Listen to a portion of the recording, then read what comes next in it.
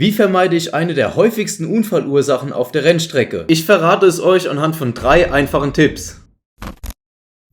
Wenn ihr diesen Fehler vermeidet, werdet ihr nicht nur schneller, sondern auch sicherer und mit mehr Spaß fahren können. Und am Ende gibt es noch einen Bonustipp, was euer Fahren auf jeden Fall einfacher macht und euch in jedem Aspekt hilft. Das größte Problem und wobei Hobbyfahrer auf der Rennstrecke häufig stürzen, ist beim Übergang von der Kurve zum Rausbeschleunigen, also genau da, wo man anfängt Gas zu geben. Bevor wir aber zu den Tipps kommen, müssen wir erstmal kurz über das Thema Grip sprechen. Es gibt grundlegend 3 Arten, die das Grip-Level vom Motorrad beeinflussen. Das erste ist das Thema Gewichtstransfer. Damit der Reifen ordentlich Grip hat, muss er so auf den Asphalt gedrückt werden, dass sich der Gummi ordentlich mit dem Asphalt verzahnen kann. Das gilt sowohl für den Vorderreifen beim Bremsen als auch für den Hinterreifen beim Beschleunigen. Das ist soweit zwar den meisten Fahrern an sich klar, wird aber beim Fahren und trotzdem häufig wieder außer Acht gelassen. Das nächste sind die Seitenführungskräfte, die durch die G-Kräfte entstehen, wenn wir durch die Kurve fahren und dabei Schräglage aufbauen. Umso mehr Schräglage wir aufbauen und Geschwindigkeit mit durch die Kurve nehmen, umso stärker sind auch die Kräfte, die uns dabei dann nach außen drücken. Ja, und das dritte, was häufig oft vergessen wird, ist der Fahrer selbst, der mit seinem Gewicht auf dem Moped oben drauf sitzt und zusätzlich dann noch Lenkimpulse auf das Rad einwirken lässt. Diese 3 Arten beeinflussen unseren Grip am Moped, speziell am Vorderrad. Und jetzt kommen wir zu dem kritischen Punkt in der Kurve, an dem wir anfangen wollen, Gas zu geben. In dieser Situation sind wir in der für uns maximalen Schräglage.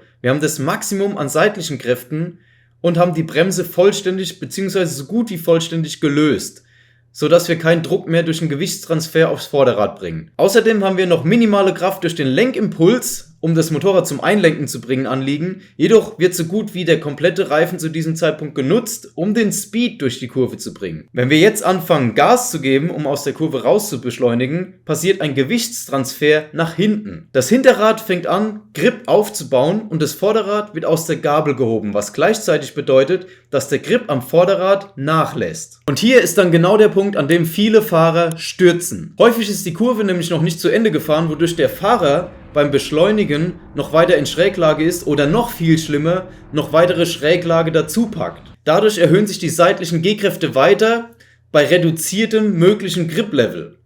Das Vorderrad rutscht also weg und es kommt zum Sturz. Umso härter der Fahrer hierbei ans Gas geht, desto heftiger ist der Gewichtstransfer ans Hinterrad und umso weniger Grip steht dem Vorderrad letzten Endes zur Verfügung. Dass genau diese Situation häufig dann doch noch gut geht und nicht in einem Sturz endet, liegt einzig und allein daran, dass die meisten Fahrer das Grip-Potenzial vom Reifen noch nicht bei 100% ausnutzen. Wir sind alle keine Marc Marquez, das heißt, das liegt dann irgendwo bei 70-80% und das reicht dann, dass der Reifen Reserven hat, um unsere Fahrfehler am Ende auszubügeln.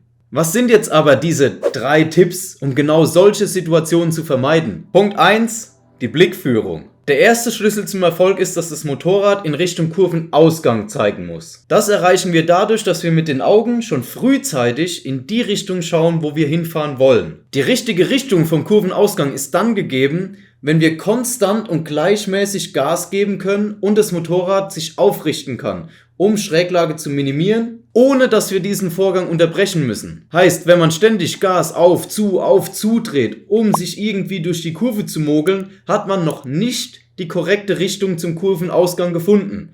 Wenn man also noch am Turnen ist, aber schon anfängt das Motorrad aufzurichten durch Gas geben, wird es in der Situation richtig gefährlich. Und um das zu vermeiden, müssen wir konstant mit unseren Augen die Blickführung nach vorne anpassen, um die Richtung zu sehen und vorzugeben, in die wir fahren wollen. Hierbei suchen wir uns so früh wie möglich den langsamsten Punkt der Kurve.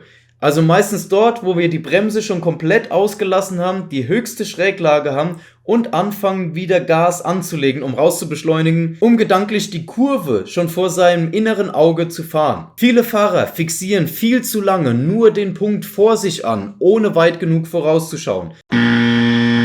Das heißt, wenn sie beim Anbremsen auf eine Kurve dann aber an dem Punkt angekommen sind, den sie anfixiert haben, kann das Gehirn nicht antizipieren, wohin es als nächstes muss. Stattdessen brauchen wir eine weite Voraussicht und müssen frühzeitig einen dritten Punkt einfügen, durch den wir uns ermöglichen und unserem Gehirn ermöglichen, eine Kurve zu denken.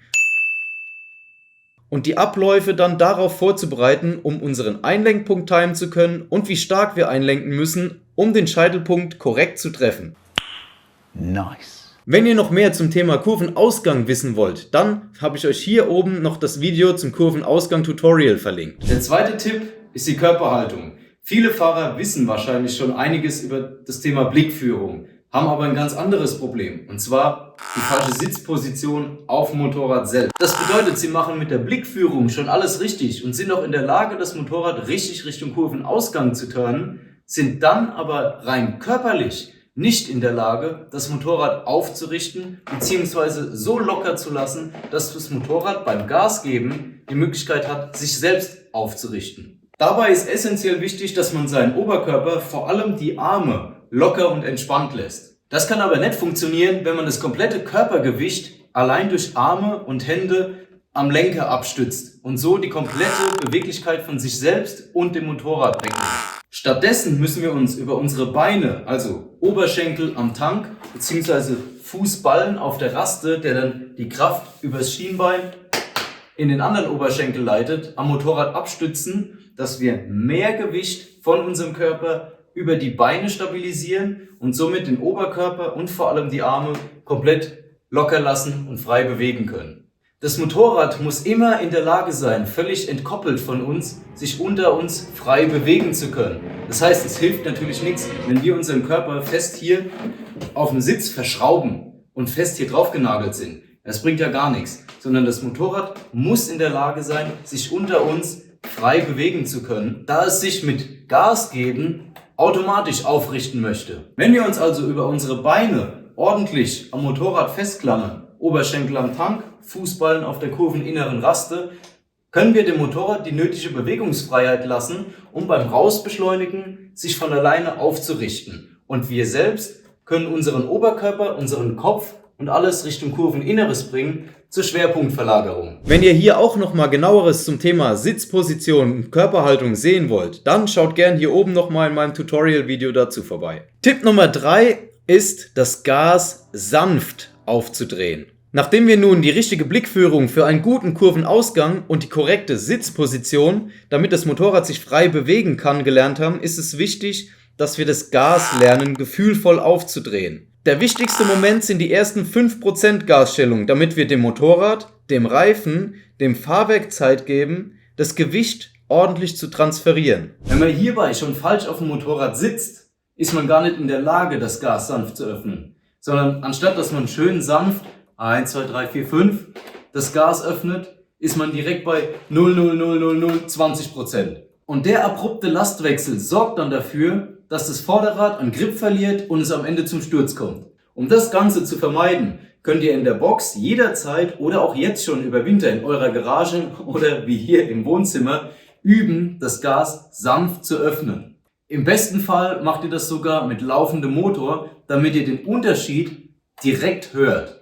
Ganz wichtig ist dabei zu erwähnen, dass ihr euch direkt, während ihr das übt, schon genau vorstellt, wie ihr dabei den Kurvenausgang fahrt. Weil nur so könnt ihr auch direkt einen ordentlichen Muscle-Memory-Effekt erzeugen, der sich dann in euer Unterbewusstsein einfügt und ihr dann beim nächsten Mal, wenn ihr dann draußen auf der Rennstrecke seid, völlig unterbewusst, ohne großartig nachdenken zu müssen, das Gas entsprechend sanft öffnet. Zusammenfassend lässt sich also sagen, jedes Mal, wenn ihr beim Rausbeschleunigen ans Gas geht, müsst ihr die Schräglage reduzieren. Das Ganze macht ihr, indem ihr zuerst durch die richtige Blickführung frühzeitig den Kurvenausgang erkennt und dann gleichmäßig mehr Gas gibt und das Bike entsprechend aufrichtet. Außerdem schaut ihr, dass ihr euch richtig mit den Beinen am Motorrad stützt, vor allem mit dem Knieschluss am Tank und den Fußballen auf der kurveninneren Raste, um den Oberkörper zu unterstützen und die Arme zu entlasten und dadurch dem Motorrad die nötige Bewegungsfreiheit zu bieten. Und zuletzt, dass wir vor allem die ersten 5% Gas sanft anfangen zu öffnen, um abrupte Gewichtsverlagerung zu vermeiden. So können wir die Beschleunigungsphase so smooth und so früh wie möglich einleiten. Jetzt noch zum Bonustipp, den ich euch eingangs versprochen habe. Bleibt beim Bremsen niemals in der Mitte sitzen. Ihr werdet es verdammt schwer haben, wenn ihr nach einer harten Anbremsphase, wenn ihr euer komplettes Körpergewicht auf Armen und Händen am Lenker abstützt, schlagartig locker zu lassen, wenn es Richtung Kurveninneres geht. Vor allem, wenn ihr euch mit euren Beinen und Oberschenkeln noch nicht richtig am Tank abstützen könnt. Genau deswegen gilt immer, erst umsetzen, dann bremsen. Das bedeutet, dass ihr schon auf der Geraden, noch bevor ihr mit der Bremsphase anfangt, euch mit eurem Hintern auf die kommende Kurve vorbereitet. Also jetzt im Beispiel von der Rechtskurve nach rechts rausrückt und euren linken Oberschenkel fest an den Tank schließt und dann erst die Bremsphase einleitet. Durch diese Haltung erzeugt ihr nämlich eine Art Anker, wo ihr euch mit eurem Oberschenkel fest am Tank halten könnt und dadurch Oberkörper und Arme locker lassen könnt und dadurch mehr Freiraum, mehr Beweglichkeit habt, um euren Oberkörper dann für die Kurve nach innen zu lehnen und Richtung Kurveninneres auch gefühlvoll die Bremse langsam auslassen könnt. Probiert das auf jeden Fall aus und gewöhnt es euch an und ihr werdet erstaunt sein, wie einfach und leicht das Motorrad sich auf einmal bewegen lässt und vor allem in den Kurven turnen lässt. Schreibt eure Meinung dazu gern unten in die Kommentare rein und lasst es mich wissen, ob es euch was gebracht hat oder ob ihr das Prinzip bereits anwendet und wie eure Erfahrungen damit sind. Wenn euch das Video gefallen hat, dann vergesst nicht, ein Like dazulassen, teilt das Video an alle eure Freunde und Bekannte, die die Tipps ebenfalls beherzigen sollten und vergesst natürlich nicht, den Kanal zu abonnieren, um in Zukunft auch keine weiteren Videos mehr zu verpassen. Wenn ihr jetzt noch wissen wollt, ob Knieschleifen beim Motorradfahren wirklich wichtig ist, dann habe ich euch hier oben ein Video verlinkt und wenn ihr wissen wollt, wie man richtig anbremst, gibt es hier unten das nächste Tutorial. Ansonsten vielen Dank fürs Zuschauen, wir sehen uns beim nächsten Video, macht's gut, ciao ciao.